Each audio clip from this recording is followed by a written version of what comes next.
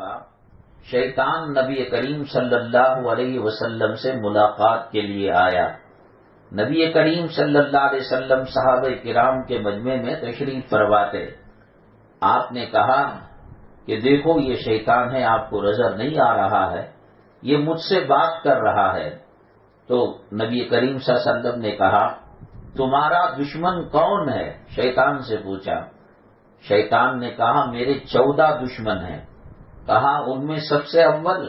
کہا تم ہی ہو سب سے اول، پہلے دشمن تو آپ ہیں کہ آپ ہمیشہ پاک رہتے ہیں، قرآن پڑھتے ہیں، اللہ کا ذکر کرتے ہیں۔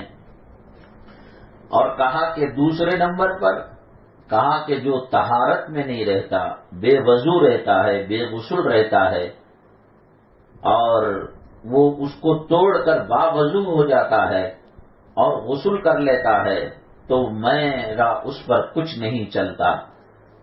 گھر کے اندر کھانے پکانے کے جھگڑے ہو اور اس قسم سے کوئی اختلاف والی چیزیں ہوں، وضو کی برکت سے اللہ تبارک تعالیٰ دلوں میں محبتیں پیدا فرما دیتے ہیں۔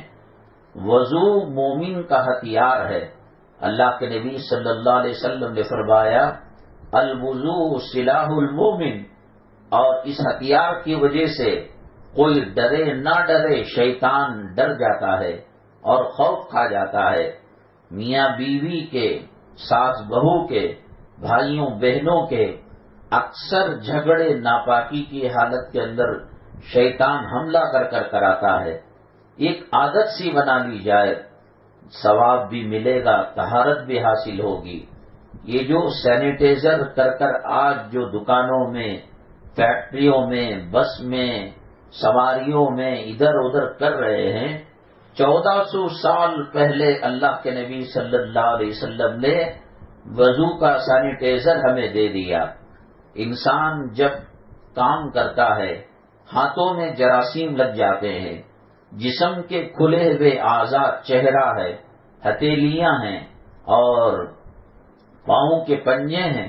ایک مسلمان 5 وقت کا نماز کے لیے وضو کرتا ہے یا درمیان میں وضو ٹوٹ کر وضو کرتا ہے، نہ اس کو کسی سینیٹائزر کی ضرورت ہے، نہ جراثیم کو مارنے والی دوا کی ضرورت ہے۔ اللہ اس کے ظاہر کو بھی منور کرتا ہے، اللہ اس کے اندر کی بیماریوں کو بھی نکالتا ہے، اللہ ان اعضاء سے ہونے والے گناہوں کو بھی نکالتا ہے۔ سیدنا امام اعظم ابو حنیفہ رحمۃ اللہ علیہ سفر میں جا رہے تھے، راستے میں ندی آئی اور ندی میں پانی پینے کے لیے یا کسی ضرورت سے آپ گئے تو دیکھا اور فرمایا یہ پانی جو اوپر کی طرف سے بہہ کر نیچے کی طرف آ رہا ہے، وہاں ایک آدمی آپ کو غسل کرتا ہوا ملے گا، اس سے کہو کہ وہ اپنے گناہوں سے توبہ کرے، استغفار کرے۔ شاگرد حضرت کی بات مان کر جب اوپر کی طرف گئے اور جا کر دیکھا کہ واقعتاً ایک آدمی غسل کر رہا ہے، حضرت کے شاگردوں نے سلام کیا، اس نے سلام کا جواب دیا اور کہا کہ حضرت ہمارے استاد نے کہا ہے کہ آپ اپنے گناہوں سے معافی مانگ لیں اور توبہ اللہ استغفار کر لیں۔ تو وہ بڑا حیرت میں ہو گیا، کہا کہ حضرت کو کیسے معلوم کہ میں گناہ کرنے کے بعد غسل کر رہا تھا؟ وہ غسل کرنے کے بعد کپڑے وپڑے پہن کر ان شاگردوں کے ساتھ حضرت امام اعظم ابو حنیفہ رحمۃ اللہ علیہ کے پاس آیا، کہا حضرت جی کیسے پتہ لگا ہے آپ کو کہ ہم نے گناہ کیا ہے اور گناہ کرنے کے بعد غسل کر رہے ہیں؟ امام ابو حنیفہ رحمۃ اللہ علیہ نے فرمایا آپ کے جسم سے پانی ٹچ ہو کر، مس ہو کر جو زمین پر گر رہا ہے اور ندی میں وہ پانی کے قطرے گر رہے ہیں، میں نے اس کے اندر زنا کی بدبو کو محسوس کیا ہے۔ اللہ تعالیٰ نے اتنی بڑی ہمیں نعمت دی ہے کہ وضو کرنے سے اعضاء میں چمک بھی پیدا ہوتی ہے اور وضو کرنے سے اعضاء سے گناہ بھی جھڑتے ہیں، اور وضو کرنے سے اعضاء کے اندر جو بیکٹیریا اور جراثیم جو انسان کو تکلیف دینے والے جرثومے ہوتے ہیں وہ بھی ختم ہوتے ہیں۔ اور سب سے بڑی اللہ کی نعمت اور رحمت یہ ہے کہ گھر کے جھگڑے ختم کرنے میں سب سے زیادہ طہارت اور وضو کا کردار ہوتا ہے۔ شیطان غفلت میں ڈال کر، مثال کے طور پر اس نے کان کے اندر ایئر فون رکھ کر خدا نہ کرے گانا سن رہی تھی، چلو بیان ہی سن رہی تھی، چلو کسی اور سے جو ہے موبائل میں بات کر رہی تھی، وہ غفلت میں چٹکیاں بھر بھر کر نمک ڈال دے، مرچ ڈال دے، اس کو آپس میں لڑاتے ہوئے بہت مزہ ملتا ہے۔ اللہ کے نبی جناب محمد الرسول اللہ صلی اللہ علیہ وسلم نے پوچھا صحابہ کرام سے، صحابہ کیا آپ جانتے ہیں کہ نیکیوں میں سب سے بڑی نیکی کیا ہے؟ ویسے صحابہ کرام کی عادت تھی کہ اگر وہ جانتے پہچانتے تو بھی کہتے اللہ و رسولہ عالم، اللہ اور اس کا رسول بہتر سمجھتا ہے، لیکن صحابہ کرام نے کہا، کسی نے کہا حج بیت اللہ، کسی نے کہا عمرہ، کسی نے کہا تلاوت، کسی نے کہا نماز پڑھنا، کسی نے کہا اشراق پڑھنا، کسی نے کہا تہجد پڑھنا۔ اللہ کے نبی صلی اللہ علیہ وسلم نے فرمایا، ان تمام اعمال سے افضل عمل نہ بتاؤ میں؟ کہا کہ بتائیے اللہ کے نبی صلی اللہ علیہ وسلم۔ آپ نے فرمایا، دو بچھڑے ہوئے کو ملا دینا اللہ کے یہاں تمام عبادتوں سے زیادہ ثواب کا کام ہے۔ میاں بیوی میں جھگڑا ہو گیا، بہو اور ساس کے اندر اختلاف ہو گیا، ننند بھاوج کے اندر دوریاں پیدا ہو گئی، اور اس کے اندر ایک آدمی جا کر جھوٹ بول کر بیگم کو کہتا ہے تمہارے میاں تو کھانا کھانا چھوڑ دیا ہے، رو رہے ہیں، اور میاں کو کہتا ہے کہ تمہاری بیگم نے کھانا کھانا چھوڑ دیا ہے، وہ تمہاری یاد میں گھٹ گھٹ کر مر رہی ہے۔ ایسا جھوٹ جس جھوٹ سے دونوں کے دل مل جائے، اللہ تبارک تعالیٰ اجر و ثواب مرحمت فرماتے ہیں۔ ایسا سچ جس سچ کی وجہ سے دو دلوں کے اندر دراڑ پڑ جائے، دوریاں آ جائیں اور دلوں کے اندر اختلاف پیدا ہو جائے۔ چغل خوری، غیبت کیا چیز ہے؟ وہ تو صحیح چیز ہے۔ غیبت اس کو کہتے ہیں کہ جو چیز ہم نے کسی بہن میں دیکھی، بھائی میں دیکھی، اس کو بیان کیا، حالانکہ صحیح ہے وہ بات، لیکن ایسی صحیح بات کہ جس سے دلوں کے اندر دراڑ پیدا ہو جائے اور دوریاں پیدا ہو جائے اور اختلافات پیدا ہو جائے، اس سے وہ جھوٹ بہتر ہے جس جھوٹ کی وجہ سے دو دلوں کے اندر بات بن جائے۔ اکثر شیطان کی سب سے بڑی کوشش یہی ہوتی ہے کہ گھروں کے اندر اختلافات اور جھگڑوں کو پیدا کرے۔ اس کو دور کرنے کے لیے نہ آپ کو کسی عامل کے پاس جانے کی ضرورت ہے، نہ کسی توغرے کو لگانے کی ضرورت ہے، نہ کسی بندش کے طور پر لیمو ناریل باندھنے کی ضرورت ہے۔ بڑے سے لے کر چھوٹے تک ظاہری، باطنی، روحانی، جسمانی ہر قسم کی شفا یابی اللہ تبارک تعالیٰ نے وضو کے اندر رکھی ہے۔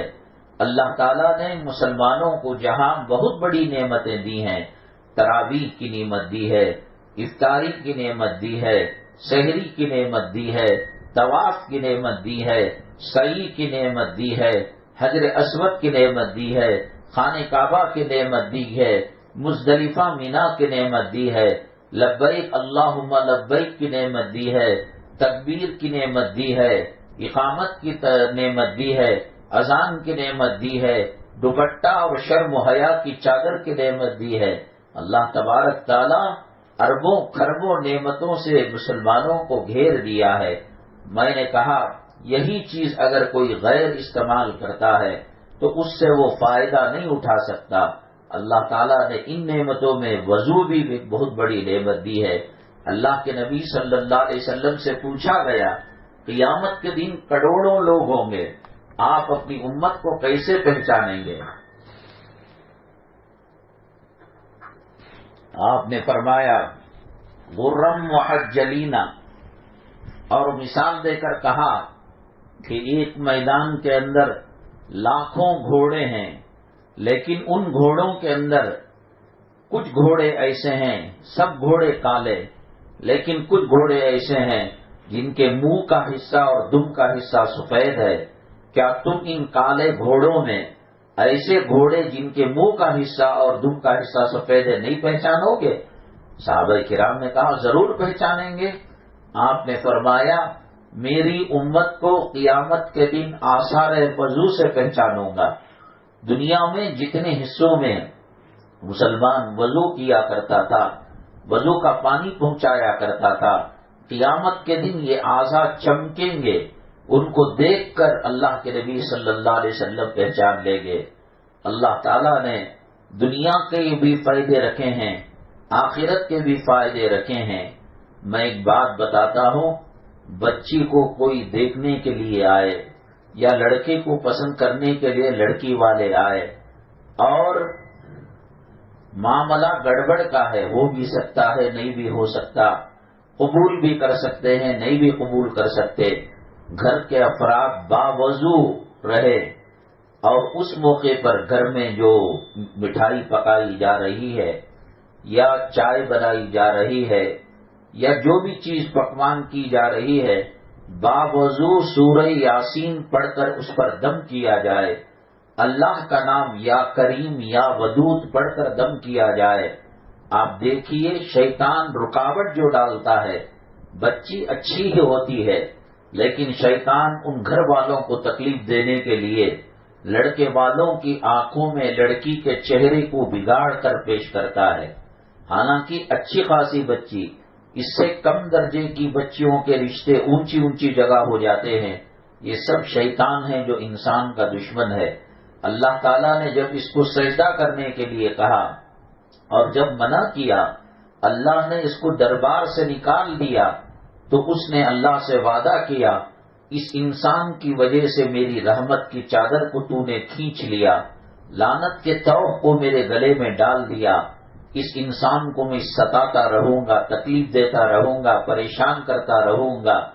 تو شیطان اس وعدے کو پورا کرنے کی کوشش کرتا ہے، اچھے اچھے نیک لوگوں کے گھروں کے اندر دراڑ پیدا کر دیتا ہے۔ اللہ کے نبی صلی اللہ علیہ وسلم کے یہاں غلہ اور اناج کہیں سے آیا تو رات کی پہرےداری کے لیے اللہ کے نبی صلی اللہ علیہ وسلم نے سیدنا ابو ہریرہ رضی اللہ تعالیٰ عنہ کو نائٹ واچ مین رات کی نگرانی کے لیے رکھا۔ تو ایک بوڑھا آیا، حضرت ابو ہریرہ رضی اللہ تعالیٰ عنہ کو سلام کیا، کہا کہ میرے گھر کے اندر بہت فقر و فاقہ ہے، بہت تنگی ہے، بچے دانے دانے کو ترس رہے ہیں، ابو ہریرہ کچھ غلہ اور اناج دے دیجئے۔ آپ نرم دل کے دے دیے۔ دوسرے دن اللہ کے نبی صلی اللہ علیہ وسلم کے دربار میں فجر کے بعد حاضر ہوئے، فجر میں اس کے بعد بیٹھتے تھے آپ اشراق تک۔ کہا ابو ہریرہ کیا ہوا تمہارا معاملہ؟ کہنے لگے بوڑھا آیا تھا رونے لگا۔ اللہ کے نبی صلی اللہ علیہ وسلم نے کہا ارے بندے خدا، وہ تو شیطان کا دھوکہ دے کر چلا گیا۔ پھر دوسرے دن آ کر وہی حرکت کی، پھر تیسرے دن حضرت ابو ہریرہ رضی اللہ تعالیٰ عنہ نے اس کا ہاتھ پکڑ لیا، اے ملعون و مردود، ہمارے پاس سے غلہ چرا کر لے جاتا ہے۔ اس نے کہا اب کی مرتبہ دے دو۔ حضرت ابو ہریرہ رضی اللہ تعالیٰ عنہ نے پوچھا کہ تمہارے شر سے، تمہارے فتنے سے ہم کیسے بچ سکتے ہیں؟ تو شیطان نے کہا آیت الکرسی پڑھو، ہم رفو چکر ہو جائیں گے۔ تو گھر میں باوضو رہنے کے ساتھ آیت الکرسی کی تلاوت کا اہتمام کیا جائے گا۔ جو خامن ہمیشہ یہ روتے ہیں کہ دوسرے گھروں کے پکوان اچھے رہتے ہیں، شادی کا پکوان اچھا رہتا ہے، ہوٹلوں کے پکوان اچھے رہتے ہیں، ہم بڑے بڑے شاپنگ مال سے بڑے بڑے مسالے، عمدہ قیمتی چیزیں لا کر دیتے ہیں، ہمیں تو کھانے میں مزہ نہیں آتا۔ شیطان بد مزگی پیدا کر کر میاں بیوی میں تفریق ڈالنا چاہتا ہے۔ خاتون سر پر دوپٹہ پہن کر باوضو سورہ یاسین کی تلاوت کرتے ہوئے یا ایک ذکر کرتے ہوئے یا ایک درود پاک پڑھتے ہوئے کھانا پکائے، میں اللہ کی قسم کھا کر کہتا ہوں کہ انسان کھانے کے بعد یوں کہے گا یہ زمین و آسمان کا کھانا نہیں، یہ جنت کا دسترخوان ہے۔ لذت کو پیدا کرنا اور حیث و لذت کو ختم کرنا یہ اللہ کا کام ہے، اور شیطان یہ چاہتا ہے کہ ان کے اندر جھگڑا پیدا ہو جائے، اختلاف پیدا ہو جائے، اور دوسری طرف اپنے چہرے پر نورانیت لانے کے لیے دنیا کے باپ نے، امریکہ رشیا کے باپ نے ایسا کریم لوشن نہیں بنایا جیسا تہجد کے وقت آدمی وضو کرتا ہے، خاتون وضو کرتی ہے، 2-4 رکعت تہجد کی نماز پڑھتی ہیں، اللہ کے کلام کو دیکھ کر پڑھتی ہیں۔ آج اگر یہ بات سچ نہ ہو، قیامت میں میرا دامن پکڑ لے گا، اللہ چہرے پر وہ نور لاتا ہے، وہ نکھار لاتا ہے۔ خدا نہ کرے بد قسمت والیاں جو فلموں میں کام کیا کرتی ہیں، ان کے چہرے اس کے سامنے بجھے ہوئے چراغ کے جیسے لگیں گے۔ جب اس کا اثر قیامت کے دن اللہ تبارک تعالی چمکنے والے اعضا بنائے گا تو دنیا کے اندر کیوں نہ اس کے اثرات ہوں گے۔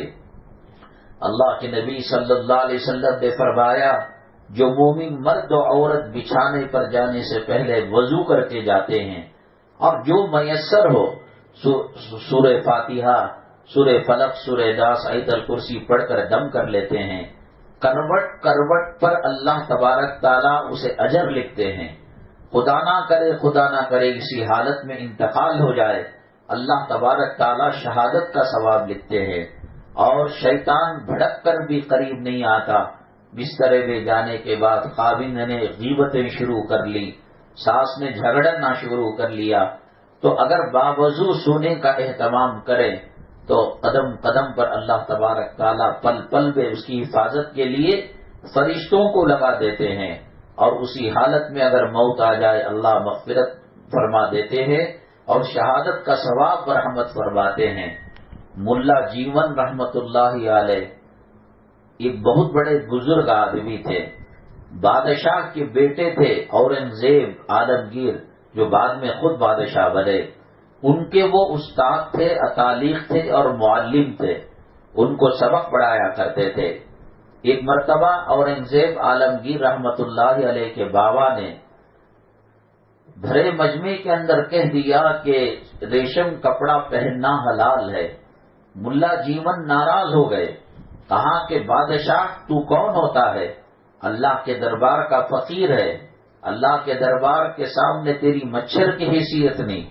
اللہ کے نبی نے جس کو حرام قرار دیا، ریشم کا کپڑا مردوں کے لیے حرام ہے، عورتوں کے لیے جائز ہے، تو کون ہوتا ہے؟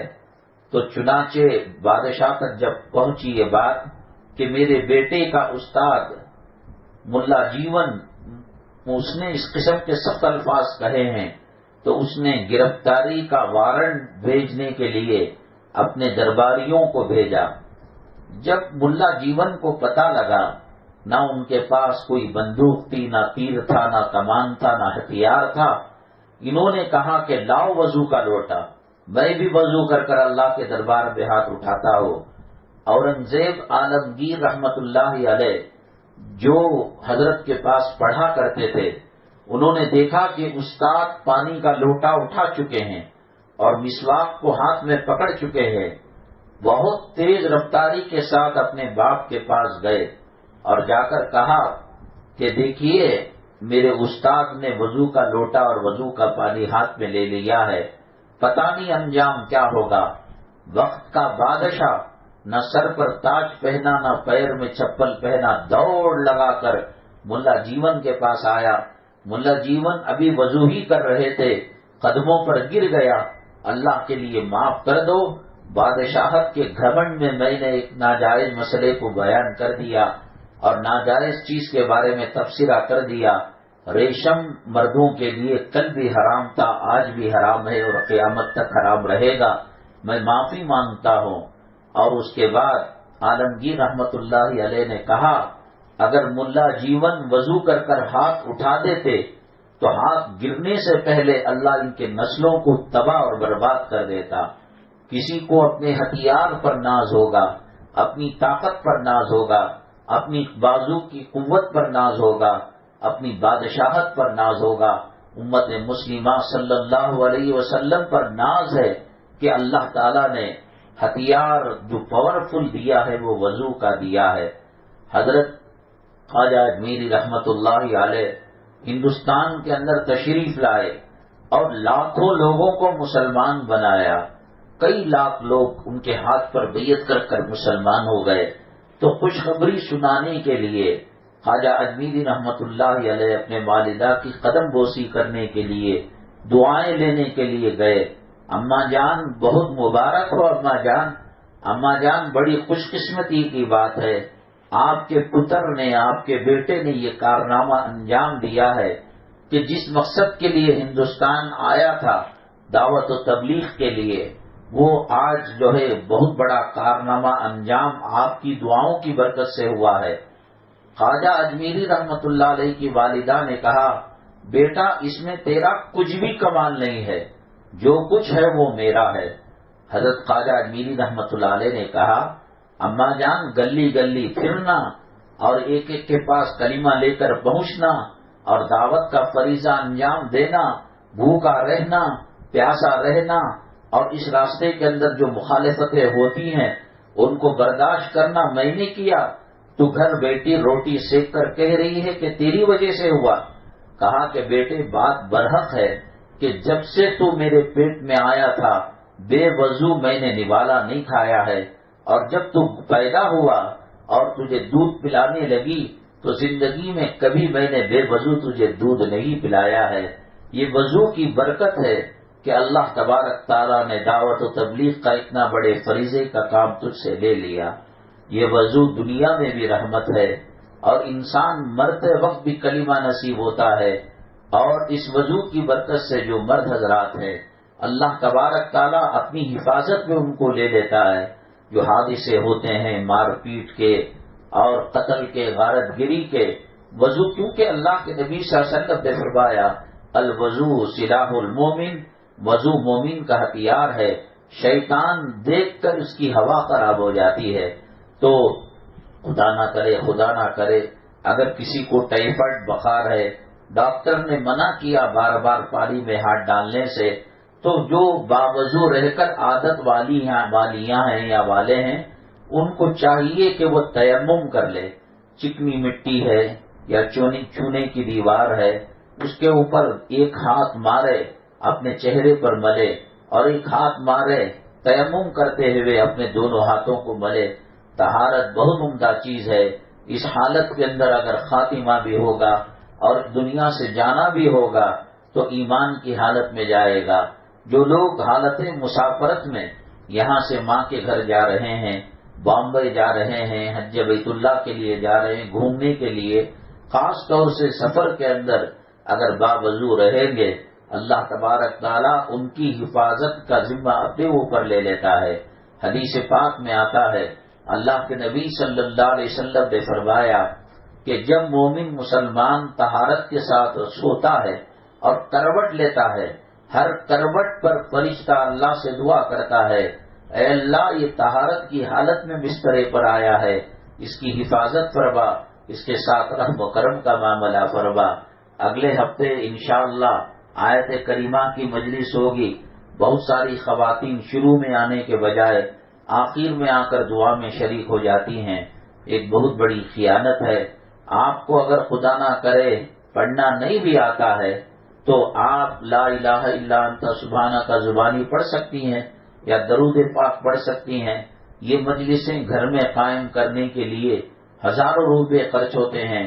یہاں اخلاص اور للہیت اور خلوص کے ساتھ جو ہے یہ مجلس قائم ہوتی ہے۔ خدا جانے کس کی دعا میں اللہ نے تاثیر رکھی، ان کے صدقے میں اللہ ہماری پریشانیوں کو دور کر دے گا، ہماری مصیبتوں کو دور کر دے گا۔ آج یہ مجلسیں بے وقت اور بے قدری معلوم ہو رہی ہیں، قبر میں جانے کے بعد حشر کے میدان میں پتہ چلے گا ان مجلسوں کی قدر و قیمت کیا ہے اور ان کی عظمتیں کیا ہیں۔ اور دیکھنے میں آدھے پونے گھنٹے کی مجلس ہے، لیکن اللہ کی طرف سے رحمت کے خزانے یہاں پر لٹتے ہیں، سکون اور امن اور چین کے خزانے لٹتے ہیں اور مغفرت کے پروانے ملتے ہیں۔ جب تک سانسیں چل رہی ہیں ان کی قدر کر لینی چاہیے اور ان کا شکریہ ادا کرنا چاہیے۔ جو منتظمین ہیں اللہ تبارک تعالی ہمارے جمع ہونے کو قبول فرمائے۔ آج ذی الحجہ کی 30 تاریخ ہے اور 30 پر 1واں مہینہ عربی نہیں ہوتا۔ آج مغرب کے بعد چاند کا نظر آنا 100 کو 500% یقینی ہے، اس لیے کہ 30 پر 1 تاریخ عربی کی نہیں ہوتی۔ بعض علماء نے کہا ہے پہلی کا چاند دیکھ کر دیکھ کر کے مطلب یہ نہیں کہ آپ جا کر مستقل دیکھیں، آپ کے گھر کے چھت پر سہولت کے ساتھ دیکھنے کی گنجائش ہو تو دیکھ سکتے ہیں، ورنہ یہ تو یقینی ہے کہ مغرب کے بعد چاند افق پر آ جاتا ہے، نظر آ جاتا ہے۔ تبارک الذی بیدہ الملک کا صورت ہے، اس میں 30 آیتیں ہیں۔ علماء نے کہا کہ جو پہلی چاند کے موقع پر سورہ ملک پڑھے گا، اللہ تعالیٰ ایک ایک آیت کے بدلے ایک ایک دن میں اس کی حفاظت کا معاملہ فرمائے گا اور خیر و برکت کا معاملہ فرمائے گا۔ اور اسی محرم کے مہینے میں عاشورہ بھی آتا ہے، عاشورے میں کیا کرنا نہیں کرنا مختصر انشاءاللہ اگلے ہفتے ہم عرض کریں گے۔ اللہ تبارک تعالی ہمارے گناہوں کو معاف فرمائے، ہمیں دین پر ثابت قدمی نصیب فرمائے اور دین پر خاتمہ نصیب فرمائے۔ آپ سے گزارش ہے کہ آپ تشکیل کر کر اپنے اہل محلہ کی خواتین کو یہاں پر لے کر آئے، کلام پاک کی آیت کریمہ، درود پاک اور تلاوت کی برکت سے اللہ تعالی ہدایت سے مالا مال فرما دیں گے۔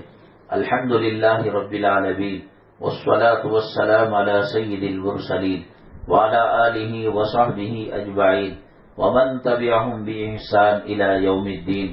اللهم ارحم امة محمد صلی اللہ علیہ وسلم، اللهم اصلح امة محمد صلی اللہ علیہ وسلم، اللهم فرج عن امة محمد صلی اللہ علیہ وسلم۔